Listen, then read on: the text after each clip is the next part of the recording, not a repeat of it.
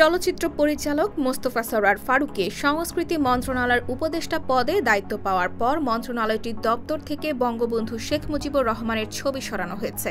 মঙ্গলবার রাতে নিজের ভেরিফাইড ফেসবুক আইডিতে এক পোস্টে এ তথ্য জানান কবি নজরুল ইনস্টিটিউটের নির্বাহী পরিচালক লতিফুল ইসলাম শিবলী।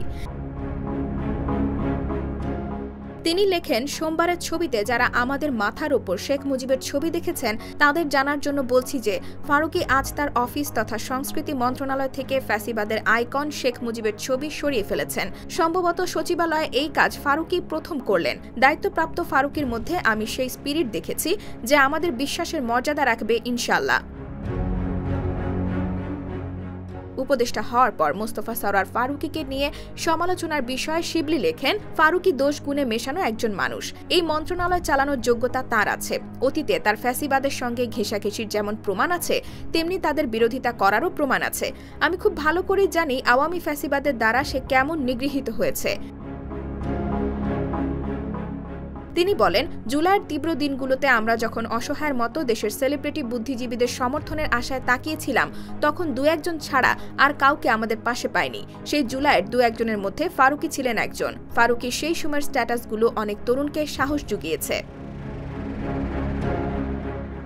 এদিকে বঙ্গভবনের দরবার হল ছাড়াও সচিবালয়ের বিভিন্ন দপ্তর থেকে শেখ মুজিবের ছবি সরানো হয়েছে।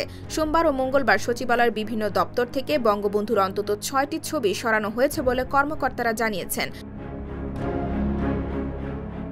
সচিবালয়ে স্থানীয় সরকার, পল্লী উন্নয়ন ও সমবায় উপদেষ্টা আসিফ মাহমুদ সজীব ভূঁইয়ার দপ্তরে শেখ মুজিবুর রহমানের ছবি নেই।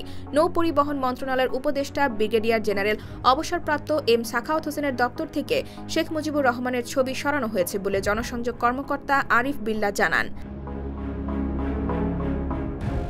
অন্তর্বর্তী সরকারের নতুন বস্ত্র ও পাট এবং বাণিজ্য উপদেষ্টা ব্যবসায়ী শেখ বশির উদ্দিন শপথ নেওয়ার পর সোমবার সচিবালয়ে যান। এই উপদেষ্টা আসার আগেই তার দপ্তর থেকে শেখ মুজিবুর রহমানের ছবি সরিয়ে ফেলা হয়।